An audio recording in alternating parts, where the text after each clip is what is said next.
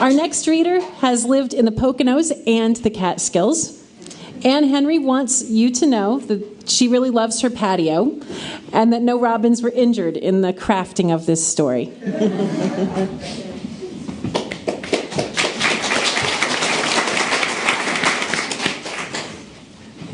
Finally, it's spring. Finally, it's spring. Al Roker says it's 34 degrees on my patio, but when the wind blows, it feels like 24. I'd never had a patio until we moved here 3 years ago. The guys before us installed a garden pond with a waterfall, and they left an ornate chandelier hanging smack dab in the middle of the patio. I don't give a hoot how cold it is. I am going to enjoy my patio from today until the first snow, not like last year. Last spring, smack dab in the middle of the patio chandelier is where our troubles began. My husband was pulling leaves out of the gutter, and I was sweeping. "John, how does our table become littered with this weird stuff?" John grunts. I don't know if the grunt's for me or if he came across something in the gutter, so I continue. "There's grass, a receipt from Giant Markets, a clump of hair, looks like Sylvia's from next door, and this piece of pretty ribbon." "Damn," John says and grabs the ladder. "It's falling from the chandelier. Take a look." So up the ladder I go, and there they are, 4 pale blue eggs in a solid nest made from mud and twigs and a variety of paraphernalia. Out of nowhere, a bird dive bombs me. "Mama Robin," John says. Mama Robin squawks at us. And that's the way it was until mid-June, when the last little one dropped out of the nest and headed out into the world.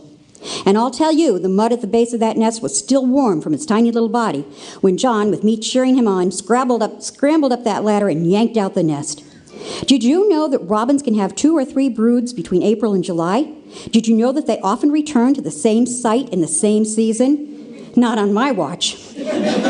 I dug through my recyclable bin, pulled out 4 jumbo-sized coffee cream containers, and wedged them into all the open spaces in the chandelier. "This nesting area is officially closed," I told John. But that's in the past. This is a new spring. Grabbing my broom, I head outdoors. I am now attuned to looking up.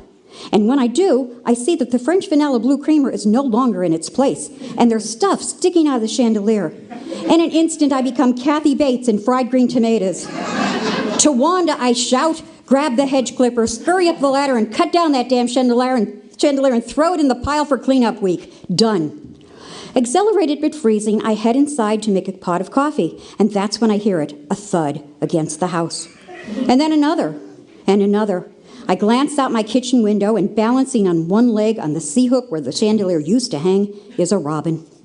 Our eyes lock, and I can feel his rage. He swoops in, slams into the window, and then poops. Swoop, slam, poop.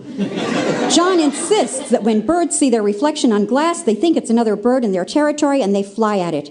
He tapes construction paper to the window in diamond-shaped strips. He doesn't notice that the chandelier is gone, and so is the robin, I think. I don't mean the robin any harm. I just wish he'd go away, now. No sooner do I set my coffee down on the patio table when Mr. Robin lands on the back of one of the chairs and stares me down. All of a sudden, what feels like a hurricane-force wind attacks the patio. When the wind blows, it snatches my hat, tosses chair cushions around, and scoops up the robin. I swear it did.